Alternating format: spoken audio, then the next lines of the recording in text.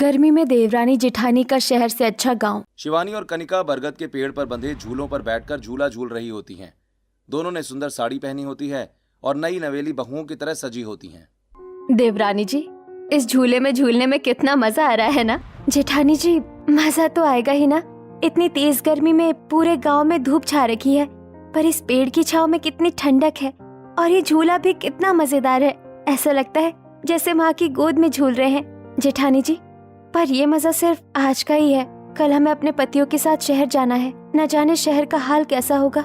देवरानी जी, शहर जैसा भी हो, हम अपने गांव को कभी नहीं भूलेंगे। शिवानी और कनिका अपनी शहर की सहेलियों के साथ एक कैफे में किटी पार्टी कर रही होती हैं। क्या दिन थे वो, आज भी वो दिन मुझे याद है। तुम लोग देवरानी जेठानी गांव की इतनी तारीफ कर रहे हो जैसे तुम्हारा गांव शहर से अच्छा हो। हम ये नहीं कह रहे कि शहर बुरा है, पर हमारा गांव बहुत अच्छा है। अपनी सहेलियों से बातें करके शिवानी और कनिका कैफे से निकलती हैं और तेज धूप में अपने घर की तरफ चली जाती हैं। ऐसे ही कुछ दिन बीतते हैं और एक दोपहर शिवानी किचन में खाना बना रही होती है, वहीं कनिका डाइनिंग टेबल पर प्लेट लगा रही होती है। बहू, आज खाने में क्या बनाया है? आज जेठानी जी खाना बना रही हैं। उन्होंने दाल चावल और पटल की सब्जी बनाई है। अरे वाह बहू, मेरे लिए सलाद बना देना, नींबू निचोड़ कर। ठीक है पापा जी। मम्मी जी, मुझे जरा पैसे दे दीजिए, मैं बाजार जाकर सब्जियां और नींबू लेकर आती हूँ। कनिका पैसे लेकर तेज धूप में घर से निकलती है और अपने पल्लू से पसीना पोंछते हुए सब्जी मंडी पहुँचती है, जहाँ सब्जी वाला अपनी सब्जियों पर पानी फेंक रहा होता है। जी दीदी, क्या दे दूं आपको? भैया, मुझे खीरे, टमाटर, प्याज और नींबू दे दीजिए। हाँ दीदी, अभी देता हूँ। भैया, ये कैसी सब्जियां हैं? खीरे सूखे हुए हैं, टमाटरों में आप पानी डाल रहे हैं और प्याज भी सड़ी है। दीदी, यहाँ शहर में इतनी गर्मी पड़ रही है कि इंसान की हालत खराब हो जा रही है और आप तो सब्जियों की बात कर रही हैं। अच्छा भैया, फिर यही दे दो। सब्जी वाले से सब्जियां लेकर कनिका अपने घर लौटती है और घर पहुंचकर कनिका सलाद बनाती है। वहीं शिवानी खाना परोस रही होती है और सभी लोग साथ में खाना खाते हैं। ऐसे ही कुछ दिन बीतते हैं। एक रात शिवानी अपने कमरे में सो रही होती है, तभी अचानक शिवानी की नींद खुल जाती है और शिवानी का चेहरा पसीने से भरा होता है। ओफो, चारों तरफ से बंद कमरे में कितनी उमस हो रही है, मुझे तो बिल्कुल भी नींद नहीं आ रही। इतना कहकर शिवानी अपने कमरे की खिड़कियां खोलकर बालकनी में आकर खड़ी हो जाती है। ये क्या, रात के 3 बज रहे हैं और इस समय भी थोड़ी सी हवा नहीं चल रही है। ऊपर से ये कारखाना अभी तक शोर मचा रहा है। जो बची हुई नींद थी वो भी खत्म हो गई। कारखानों की आवाज से परेशान शिवानी रात भर सो नहीं पाती। ऐसे ही कुछ दिन बीतते हैं और गर्मियां बढ़ने लगती हैं। तभी एक सुबह क्षितिज और शिवम ऑफिस के लिए निकल रहे होते हैं, वहीं सूरज और विक्रम अपने स्कूल के लिए तैयार हो रहे होते हैं। आप दोनों ऑफिस जा रहे हैं तो बच्चों को स्कूल पहुंचाते हुए जाइए। देखो शिवानी, हमारे पास बिल्कुल भी टाइम नहीं है। अगर हम बच्चों को स्कूल पहुंचाने के लिए रुके तो हम लेट हो जाएंगे। भैया, कितनी देर हो जाएगी, रास्ते में ही स्कूल है और 2 मिनट ही लगते हैं। अब तुम्हें कैसे समझाएं? तुम्हें तो पता ही है शहर में कितना ट्रैफिक होता है। अगर हम इन्हें पहुंचाने के लिए इनके स्कूल की तरफ गए ना तो 2 मिनट 2 घंटे में बदल जाएंगे हमारे। इसलिए हमें ऑफिस के लिए जाने दो और इन्हें प्लीज तुम पहुंचा दो। इतना कहकर क्षितिज और शिवम ऑफिस के लिए निकल जाते हैं और शिवानी और कनिका तेज धूप में सूरज और विक्रम को लेकर स्कूल के लिए निकलती हैं। तभी एक गाड़ी का काला धुआं सूरज और विक्रम के चेहरे पर पड़ता है। मम्मी, ये अंकल कितने गंदे, मेरे फेस पर कार का धुआं फेंक रहे हैं। हाँ मम्मी, ये काला धुआं हमें बिल्कुल पसंद नहीं है। बच्चों, ये काला धुआं किसी को भी पसंद नहीं है। अब तुम लोग परेशान मत हो, जल्दी चलो, हमें स्कूल पहुंचना है। शिवानी और कनिका पैदल ही सूरज और विक्रम को स्कूल छोड़कर वापस घर लौटती हैं। एक दोपहर कनिका बालकनी में पापड़ सुखा रही होती है और शिवानी हॉल की सफाई कर रही होती है कि तभी क्षितिज और शिवम सूरज और विक्रम को लेकर घर आते हैं और घर आते ही सूरज और विक्रम अपने बैग सोफे पर फेंककर सोफे पर कूदने लगते हैं। अरे मेरे बच्चों, तुम लोग सोफे पर क्यों कूद रहे हो? आप दोनों इतनी जल्दी कैसे आ गए? और इनकी छुट्टी तो 3 बजे होती है, अभी तो सिर्फ 1:30 बजे है। क्या हुआ, आप इन्हें लेकर क्यों आए हैं? अरे हम इन्हें जबरदस्ती थोड़े ना उठा लाए हैं। इनके स्कूल से फोन आया था कि स्कूल में समर वैकेशन अनाउंस हो गए और आज हाफ डे से ही समर वैकेशन की छुट्टियां शुरू हो गई हैं और आज ही हमें अपने ऑफिस से समर वैकेशन भी मिल गया, तो हम आते वक्त इन्हें ले आए। हमारे शहर में गर्मी ही इतनी बढ़ गई है कि स्कूलों में बच्चों की छुट्टी कर दी जा रही है और अच्छा भी है। इसी बहाने तुम दोनों को भी आराम मिल जाएगा। आपको तो आराम मिल जाएगा, पर ये बच्चे हमारी कमर तोड़ देंगे। न ये गर्मी में बाहर खेलने जाते हैं, न घर में चुपचाप बैठते हैं। पूरे घर में शोर मचाते रहते हैं और हमें परेशान करते हैं। मम्मी, हम आप लोगों को परेशान नहीं करेंगे, पर बदले में आपको हमें कहीं घूमने लेकर जाना होगा। हाँ मम्मी और चाची, हमारे स्कूल के सभी बच्चे कहीं न कहीं समर वेकेशन पर घूमने गए हैं, हमें भी कहीं लेकर चलिए। हाँ, मैं भी सोच रहा हूँ कि कहीं घूमने चलते हैं। वैसे भी बहुत सालों के बाद हमें ऑफिस से लंबी छुट्टी मिली है, पर हम जाएंगे कहाँ? गर्मियों की छुट्टी का मजा तो गांव में ही आता है। हम सब अपने गांव चलते हैं। गांव नहीं मम्मी, गांव नहीं, हम न्यूजीलैंड चलते हैं, वहाँ ठंडे बर्फ में खेलेंगे। बच्चों, तुम गांव चलो, वहाँ जाओगे तो न्यूजीलैंड भी भूल जाओगे। बहू, तू कहाँ बच्चों को गांव लेकर जा रही है? क्या रखा है उस गांव में? हम खुद शहर आकर रह रहे हैं। पर हमारे दादा ससुर और चाचा ससुर तो गांव में रहते हैं, हम उनके पास चलते हैं ना। गर्मियों की छुट्टियों में हमारा बहुत मन है, प्लीज मना मत कीजिए। तभी रामलाल के पिता सूर्यवीर और भाई रमेश का वीडियो कॉल आता है। नमस्ते पिताजी। जीते रहो, जीते रहो। बहुत दिन हो गए भाई तुम लोगों को गांव नहीं आए। ये देखो हमारे बगीचे में कितने रसीले आम हैं। रमेश वीडियो कॉल पर अपने बाग बगीचे दिखाता है। इन पेड़ों के बीच हाइड एंड सीक खेलने में बहुत मजा आएगा। अरे रामलाल, अब जब तेरा बूढ़ा बाप मर जाएगा तब क्या तू गांव आएगा? हाँ? इतने साल हो गए अपने परिवार के साथ गांव नहीं आया है। गर्मियों की छुट्टियां मिली होगी, इस बार गांव आ जा। हाँ हाँ पिताजी, मैं गांव जरूर आऊंगा। इसी तरह रामलाल का पूरा परिवार वीडियो कॉल पर अपने गांव के परिवार से थोड़ी देर बातें करता है और फिर फोन रख देता है। अब जब ससुर जी ने बुलाया है तब तो हमें गांव जाना ही पड़ेगा। ये लो, तुम दोनों देवरानी जेठानी की गांव जाने की इच्छा भी पूरी हो गई। अब जल्दी से हम सबकी गांव जाने की पैकिंग शुरू करो, मैं सभी की टिकट करवाता हूँ। कुछ दिन बीतते हैं और दोनों देवरानी जेठानी एक बड़े शॉपिंग मॉल में पहुँचती हैं। जी मैम, आपको किस तरह के कपड़े चाहिए? जी, हम अपने पूरे परिवार के साथ गांव जा रहे हैं, तो हमें पूरे परिवार के लिए नए कपड़े चाहिए। सबसे पहले आप हमें 10 साल और 8 साल के लड़के के लिए कपड़े दिखाइए। दोनों देवरानी जेठानी अपने बच्चे और अपने पतियों, अपने सास ससुर और खुद के लिए कपड़े खरीदती हैं और जरूरी सामान लेकर अपनी पैकिंग शुरू कर देती हैं।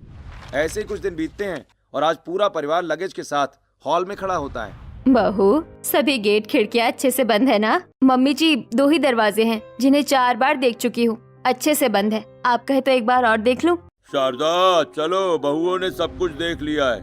बहुओं ने सारी तैयारी कर ली है और सभी गेट खिड़कियां अच्छे से बंद है ना? अब जल्दी चलो वरना हम लेट हो जाएंगे। पूरा परिवार घर से निकलता और बस अड्डे पर बस में बैठकर अपने गांव के लिए रवाना हो जाता है। और रात बीतती है। अगले सुबह पूरा परिवार अपने गांव के बस स्टॉप पर उतरता है। आहा, ये ताज़ी हवा, गांव का सुंदर वातावरण, इसे हम बहुत याद कर रहे थे। मम्मी, यहाँ कितनी तेज धूप है, मेरे चेहरे पर धूप लग रही है। हाँ मम्मी, गांव में इतनी तेज धूप होती है, आप हमें इतनी तेज धूप वाले गांव में क्यों लेकर आई है? बच्चों, कोई धूप वूप नहीं है, तुम लोग पहली बार गांव आए हो ना, इसीलिए तुम्हें ऐसा लग रहा है। अब चलो जल्दी, दादू भी इंतजार कर रहे हैं। कनिका और शिवानी चारों तरफ देखते हुए अपने घर की तरफ बढ़ती हैं। थोड़ी देर में अपने गांव के पुश्तैनी घर के अंदर आती हैं। अरे आ गए मेरे बच्चों। कैसे हो तुम लोग? आओ, क्षितिज बेटा, शिवम बेटा, आने में कोई परेशानी तो नहीं हुई ना? सब कुशल मंगल तो रहा? अरे हाँ हाँ दादाजी, सब कुशल मंगल था, हम आराम से आए। शिवानी और कनिका अपने दादा ससुर और अपनी दादी सास का आशीर्वाद लेती हैं और फिर रमेश का भी आशीर्वाद लेती हैं। जग जग जियो बच्चों, सफर में थक गए होगे, मैंने तुम्हारे कमरे साफ करवा दिए हैं, जाकर आराम कर लो। पूरा परिवार अपने अपने कमरों में चला जाता है और शिवानी और कनिका अपने कमरे में जाकर अपने बैग रखकर नहाने चली जाती हैं। अब तो गर्मियों की छुट्टियां मजे से कटेंगी, जब तक गांव में खूब घूमेंगे, खूब एंजॉय करेंगे, कोई काम नहीं। गांव में आते ही मन खुश हो गया। आज नहाकर परिवार के साथ आराम करूंगी और कल जेठानी जी के साथ गांव घूमने निकलूंगी। शिवानी और कनिका नहाकर तैयार होती हैं और हॉल में आती हैं। आ गई बहुए, आज मैंने खाना नहीं बनाया है, आज खाना तुम दोनों को बनाना है। हाँ दादी जी, हम खाना बना देंगे। सोच लो बहुओं, यहाँ गैस चूल्हा नहीं है, मिट्टी का चूल्हा है, कहीं धुएं से परेशान ना हो जाओ। परिवार के लिए खाना बनाना है तो इसमें परेशान होने की कौन सी बात है? आप लोग थोड़ा इंतजार कीजिए, हम अभी खाना लेकर आते हैं। कनिका और शिवानी मिट्टी के बने रसोई घर में आती हैं, जहाँ मिट्टी का चूल्हा और मिट्टी के बर्तन होते हैं। शिवानी चूल्हे में लकड़ियाँ डालकर आग जलाती है और पतीला चढ़ाती है। जेठानी जी, सबसे पहले हांडी में चावल बना लेते हैं, साथ में मैं सरसों का साग बना देती हूँ। अचार और पापड़ के साथ चावल बहुत अच्छे लगेंगे। शिवानी हांडी में चावल बनाती है और कनिका सरसों का साग बनाती है और पूरे परिवार को पापड़ और अचार के साथ खाना परोसती है। अरे बहू, ये मिट्टी के बर्तन में क्यों परोस रही हो? स्टील के बर्तन नहीं है क्या? क्यों बड़े भैया, पहले भी तो मिट्टी के बर्तन में ही खाया करते थे ना। हाँ हाँ, पर अब आदत छूट गई है। इतने सालों से शहर में जो रह रहा हूँ, स्टील के बर्तनों की आदत हो गई है। मम्मी, ये मिट्टी के बर्तन में खाने से हमारे पेट में मिट्टी तो नहीं चली जाएगी? नहीं नहीं बेटा, ऐसा कुछ भी नहीं होगा। वाह बहू, बड़ा स्वादिष्ट खाना बनाया तुमने। वाह भाभी, सरसों का साग तो मेरा फेवरेट है। अच्छा हुआ आपने सरसों का साग बनाया। शहर में रहती हो तुम दोनों, पर स्वाद बिल्कुल देसी है। ऐसे ही दिन बीतता है। अगले दिन कनिका और शिवानी साड़ी पहनकर हॉल में आती हैं। ये क्या कनिका, आज तुमने इतनी हल्की साड़ी पहनी है? आप लोग भी कपड़े बदल लीजिए, फिर हम गांव घूमने निकलेंगे। नहीं कनिका, बाहर बहुत तेज धूप है। इतनी तेज धूप में हम नहीं जाएंगे, हम तो आराम करेंगे। ओफो, गर्मियों की छुट्टी में गांव आकर भी आराम ही करेंगे क्या? बाहर घूमने नहीं चलोगे? जल्दी चलिए। तुम जाओ कनिका, मैं बाहर नहीं जाऊंगा। ये सुनकर कनिका और शिवानी अपनी पुरानी हवेली से निकलती हैं और गांव में टहलते हुए एक नदी के किनारे पहुंचती हैं। जेठानी जी, वो देखिए नदी कितनी साफ है। ये नदी कितनी साफ सुथरी है, इसका पानी कितना साफ है। एक ये नदी है और एक हमारे शहर की नदियाँ और तालाब है। वहाँ तो लगता है नाला बह रहा है और यहाँ तो साफ पानी है। जेठानी जी, चलिए ना, नदी में नहाते हैं, बड़ा मजा आएगा। कनिका और शिवानी नदी में उतरकर नहाने लगती हैं और एक दूसरे पर पानी के छींटे मारती हैं। जेठानी जी, नदी में नहाने का मजा तो बहुत आ रहा है। अगर हमारे साथ बचपन की सहेलियाँ होती या गांव की औरतें होती तो और मजा आता। तो चलो ना, उन्हें बुला लेते हैं, गांव में ही तो है सब। शिवानी और कनिका थोड़ी देर नदी में मस्ती करती हैं और फिर नदी से बाहर निकल आती हैं। जेठानी जी, हम उन्हें बुलाने तो जाएंगे, पर इस तरह गीले कपड़े पहनकर जाना अच्छा नहीं लगे। कोई बात नहीं देवरानी जी, वैसे भी बहुत तेज धूप है, चलते चलते कपड़े सूख जाएंगे। इतना कहकर कनिका और शिवानी अपनी सहेलियों के घर की तरफ बढ़ती हैं और चलते चलते गांव के एक बाजार में पहुंचती हैं, जहां उनके कपड़े थोड़े सूख चुके होते हैं और उनकी नजर एक सूती साड़ी बेच रही औरत पर पड़ती है। जेठानी जी, वो देखिए गांव की सूती साड़ी। अरे ये सूती साड़ी तो गांव की औरतों की पहचान है। चलो हम भी सूती साड़ी पहनते हैं, मजा आएगा। कनिका और शिवानी सूती साड़ी बेच रही औरत के पास आती हैं। दीदी, हमें सूती साड़ी चाहिए। हाँ दीदी, कितनी साड़ी चाहिए ले लीजिए। हमें साड़ी तो चाहिए, पर हमारे पास अभी पैसे नहीं है। कोई बात नहीं दीदी, आप साड़ी लेकर जाइए, पैसे बाद में दे दीजिएगा। औरत 2 साड़ियां कनिका और शिवानी को दे देती है और कनिका और शिवानी साड़ियां लेकर अपने पुश्तैनी घर लौट आती हैं। गांव में कितने अच्छे लोग हैं, बिना जाने पहचाने ही उधार साड़ी दे दी। शहर में तो एक मिर्ची भी नहीं देता कोई। शिवानी शहर के एक बड़े शॉप में ढेर सारी चीजें खरीदकर बिलिंग करवा रही होती है। मैम, आपके टोटल 5,000 रुपए हुए हैं। आपको कैरी बैग चाहिए क्या? बिल्कुल, बिना कैरी बैग के इतना सामान कैसे लेकर जाऊंगी? ओके मैम, देन आपको 50 रुपए एक्स्ट्रा देने पड़ेंगे। क्यों? एक कैरी बैग के 50 रुपए देने पड़ेंगे? कैरी बैग तो फ्री होता है। मैम, यहाँ ऐसा ही होता है, अगर कैरी बैग लेनी है तो 50 रुपए लगेंगे। दे दीजिए, बिना कैरी बैग के इतना सारा सामान लेकर भी तो नहीं जा पाऊंगी। अब से मैं अपना कैरी बैग खुद ही लेकर आऊंगी। जेठानी जी, शहर से अच्छा तो गांव ही है। यहाँ लोग विश्वास भी करते हैं और किसी को लूटने की कोशिश भी नहीं करते हैं। शहर में तो हर जगह लूट मची होती है। इतना कहकर कनिका और शिवानी अपने अपने कमरे में चली जाती हैं और दिन बीत जाता है। अगले दिन कनिका और शिवानी सूती साड़ी पहनकर अपने गांव के आंगन में आती हैं। मम्मी, ये सूती साड़ी क्यों पहनी है? बेटा, ये गांव की सूती साड़ी है। गर्मियों में गांव की औरतें ऐसी साड़ी पहनती है। और तुम लोग क्या पूरा दिन घर में बैठने के लिए आए हो? जाओ बाहर गांव के बच्चों के साथ खेलो। देखो वहाँ बच्चे कबड्डी खेल रहे हैं और वहाँ गिल्ली डंडा खेल रहे हैं। मम्मी, ये गिल्ली डंडा क्या होता है? मुझे खेलना नहीं आता। चलो मैं तुम्हें सिखाती हूँ। शिवानी और कनिका अपने बच्चों को लेकर गांव के बच्चों के पास आती हैं। बच्चों, मुझे भी तुम्हारे साथ गिल्ली डंडा खेलना है, हमें भी खिलाओ। चाची, आप भी हमारे साथ गिल्ली डंडा खेलिए। कनिका बच्चों के साथ गिल्ली डंडा खेलने लगती है। ये देखो बच्चों, ये रही गिल्ली और ये रहा डंडा। इस गिल्ली को ऐसे उछालेंगे और फिर डंडा मारकर दूर फेंक देंगे। ये लोग यहाँ वहाँ दौड़ने क्यों लगे? क्या हो गया? बच्चे गिल्ली ढूंढ रहे हैं, अब तुम लोग भी कोशिश करो। सूरज गिल्ली उछालकर डंडा मारने की कोशिश करता है, पर डंडा गिल्ली को लगता ही नहीं। तब सभी गांव के बच्चे हंसने लगते हैं। अरे, इसका डंडा तो गिल्ली को लगता ही नहीं है, ये क्या खेलेगा गिल्ली डंडा? तुम्हें क्या लगता है हम पहली बार खेल रहे हैं इसलिए ऐसा हो रहा है, वरना तुमसे अच्छा खेल सकते हैं। सूरज और विक्रम गिल्ली डंडा खेलने की कोशिश करने लगते हैं। वहीं कनिका और शिवानी अपने गांव की सहेलियों के घर पहुंचती हैं। अरे कनिका, शिवानी, तुम दोनों यहाँ कब आई? अरे हमें आए 2 दिन भी नहीं हुए, चलो ना बाहर गांव में घूमते हैं, मजा आएगा। तुम लोग तो शहर से छुट्टियां मनाने आई हो, हमारा तो ससुराल है, हमें घर का काम करना पड़ेगा। तुम लोग जाओ गांव घूमो, मैं अपना काम निपटा कर नीलम को लेकर आती हूँ। इतना कहकर कनिका और शिवानी गांव में घूमने लगती हैं और थोड़ी दूर एक सड़क पर पहुंचती हैं जहां बड़े बड़े ट्रकों में पेड़ों के तने लाद कर ले जाए जा रहे होते हैं। इतने सारे ट्रक और सब में पेड़ों के तने, ऐसा लग रहा है जैसे किसी ने जंगल ही काट दिया हो। जेठानी जी छोड़िए ना, किसी ने काटे होंगे। हम गांव आए हैं, चलिए आम के बगीचे में चलते हैं, आम खाते हैं। शिवानी और कनिका आम के बागीचे में पहुंचती हैं जहां कृष्णलाल, वीर प्रताप और आशुतोष के आदमी के साथ रमेश बात कर रहा होता है। भाई रमेश, ये आशुतोष जी हैं। ये लोग शहर से आए हैं और तुमसे बात करना चाहते हैं। नमस्ते रमेश जी, हमने सुना है कि इस गांव में सबसे बड़ा आम का बागीचा आपका है। जी हाँ, इस गांव में सबसे बड़ा आम का बागीचा और खेत हमारा ही है।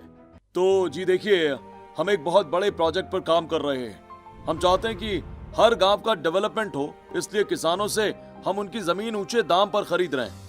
हम आपका बागीचा भी खरीदना चाहते हैं। क्या?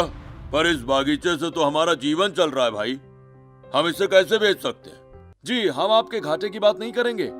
हम आपके बागीचे में जितनी पैदावार होती है उसका 2 गुना पैसा देंगे और आपके खेतों के भी 2 गुने दाम देंगे। हम नहीं चाहते कि किसी किसान का नुकसान हो, और जब हमारा प्रोजेक्ट पूरा होगा तो गांव के बच्चों को ही यहाँ रोजगार मिलेंगे। उन्हें शहर नहीं जाना पड़ेगा और ना ही तेज धूप में खेतों में काम करना पड़ेगा। अरे वाह, यह तो भाई बहुत अच्छी बात है। चलो, मैं अपनी जमीन देने के लिए तैयार हूँ। जी तब ठीक है, हम जल्दी आपके आम के बागीचे के पेड़ कटवाकर नपाई कर लेंगे। ये क्या चाचा ससुर जी, आप आम के बगीचे बेच रहे हैं?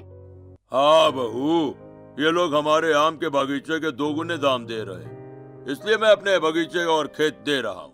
पर फिर आप लोग क्या करेंगे? बहू, इन लोगों ने हमारे भविष्य की पूरी तैयारी कर रखी है, तुम चिंता मत करो। कृष्णलाल और रमेश आगे बढ़ जाते हैं और कनिका और शिवानी बागीचे में आम के पेड़ के नीचे बैठकर आम तोड़कर खाने लगती हैं। कितने रसीले आम हैं। हम कितने सालों बाद पेड़ पर पके हुए आम खा रहे हैं। हाँ, नहीं तो शहर में तो केमिकल से पके हुए आम ही मिलते हैं और वो भी अच्छे नहीं होते। शिवानी और कनिका फलों के बाजार में खड़ी होती हैं जहां ढेर सारे आम दिख रहे होते हैं। जेठानी जी देखिए कितने सारे आम हैं, घर के लिए आम ले लेते हैं। भैया आम कितने के दिए? दीदी 400 रुपए किलो के हैं आम। क्या 400 रुपए किलो आम? तुम्हारा दिमाग ठीक है? आम के अंदर क्या सोना भरा है? लेना है तो लीजिए, वरना आगे जाइए, भीड़ खाली कीजिए।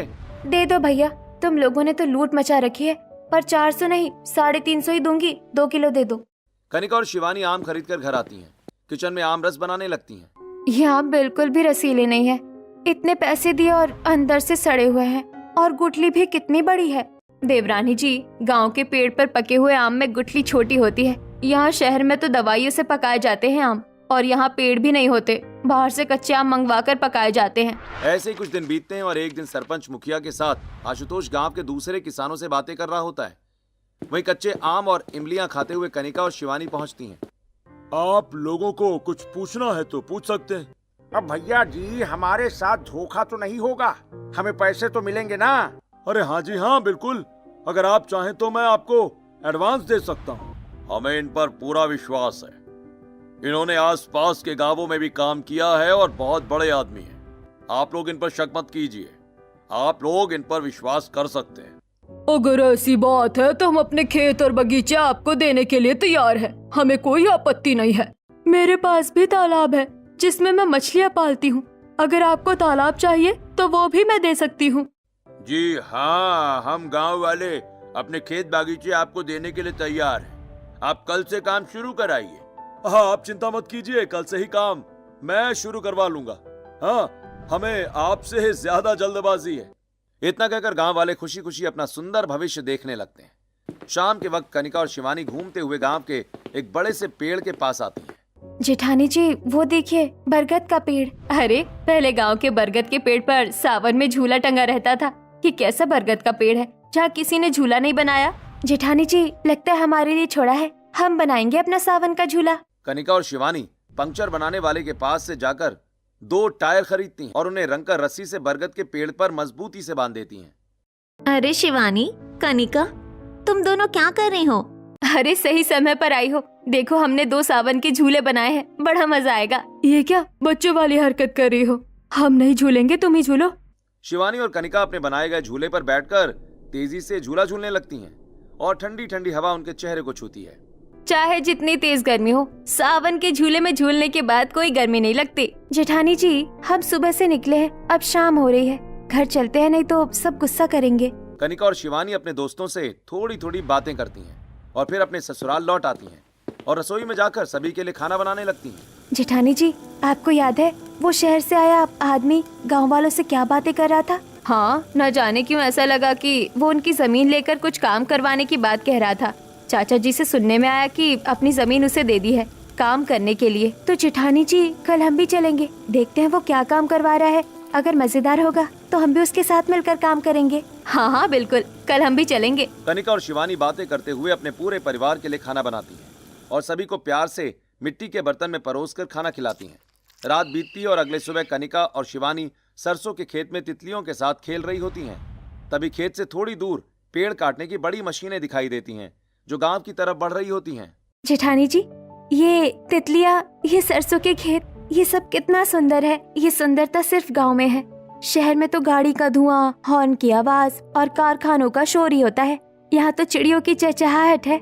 मुझे तो शहर से अच्छा गांव ही लगता है। वो सब तो ठीक है, पर ये तेज गाड़ियों की आवाज कहाँ से आ रही है गांव में? वो देखिए जेठानी जी, वहाँ बड़ी बड़ी मशीन वाली गाड़ियाँ जा रही है।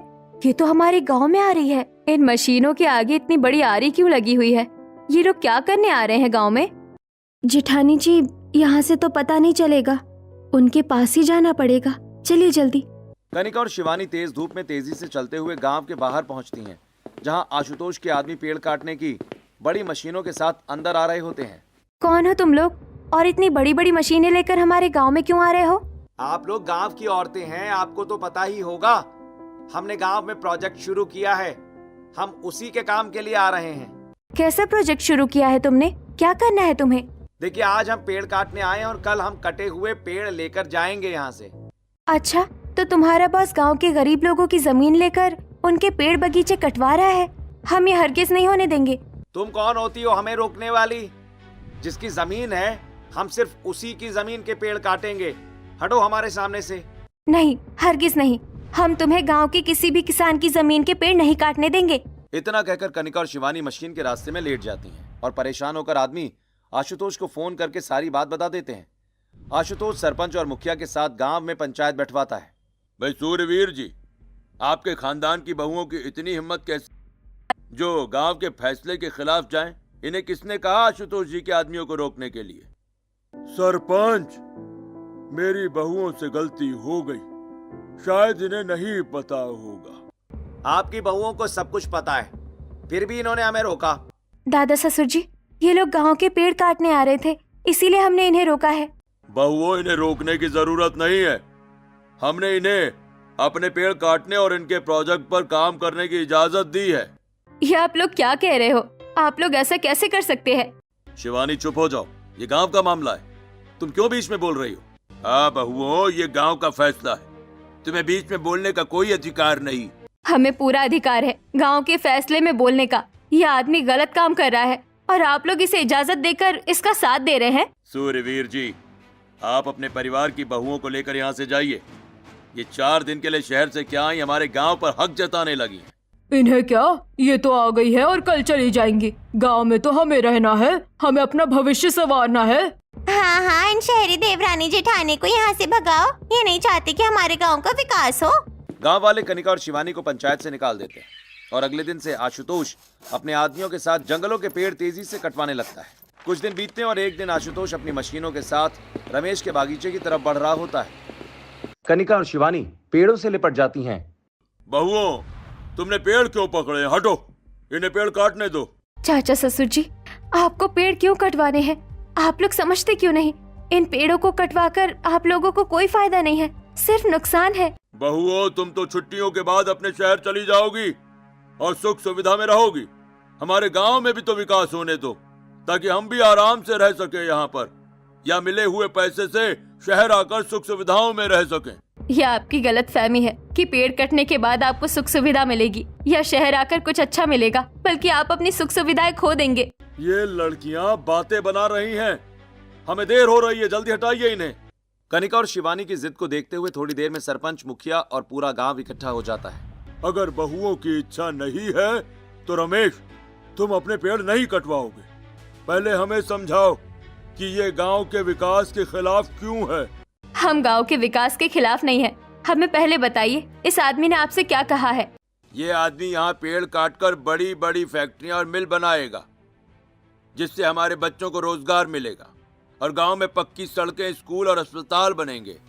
यह आदमी आप सभी को बेवकूफ बना रहा है कि पहले पेड़ कटवाएगा और यहाँ बड़ी मिलें बनवाएगा, जिनके जहरीले धुएं से आप लोग बीमार पड़ेंगे और फिर इसी के अस्पताल में अपने पैसे बर्बाद करेंगे। और इन मिल और कारखानों गांव की शांति खत्म हो जाएगी।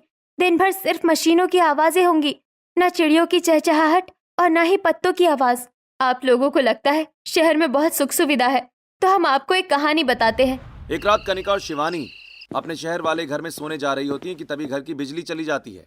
जैसे गांव में सोया करते थे, चलो आज छत पर सो जाते हैं, वहाँ ठंडी हवा चलेगी। कनिका और शिवानी छत पर पूरे परिवार का बिस्तर लगाती हैं और सभी छत पर लेट जाते हैं।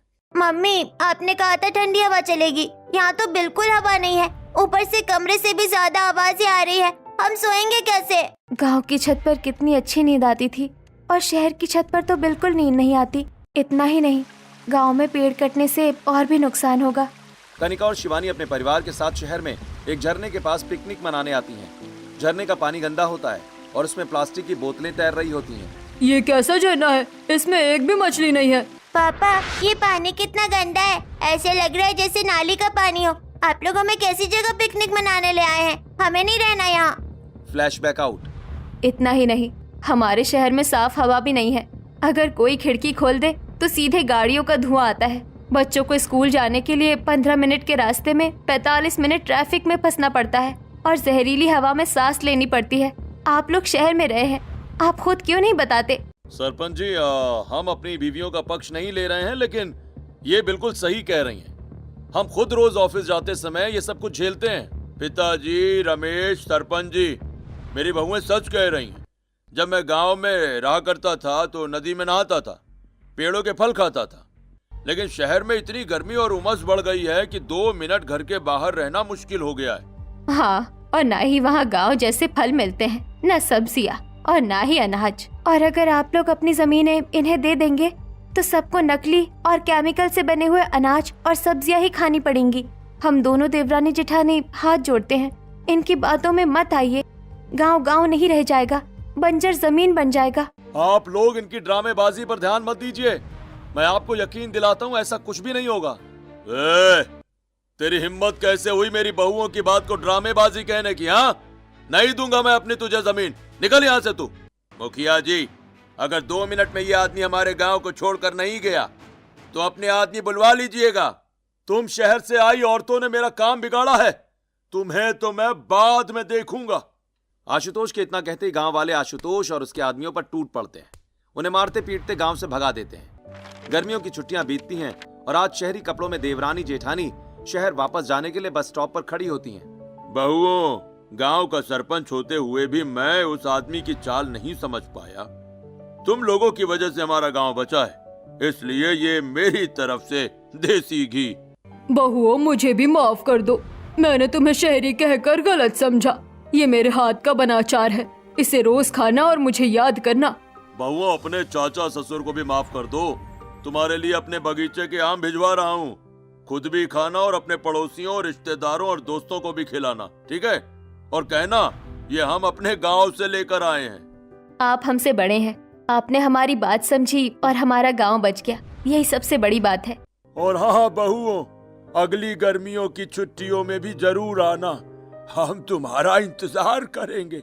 पूरा गांव शहरी देवरानी जेठानी और उनके परिवार को दुखी मन से विदा करता है और शहर पहुंचकर कनिका और शिवानी गांव से लाए सामान को अपने पड़ोसियों में बांटती हैं और रोज खाने में देसी घी और गांव से लाए अचार और आम खाती हैं।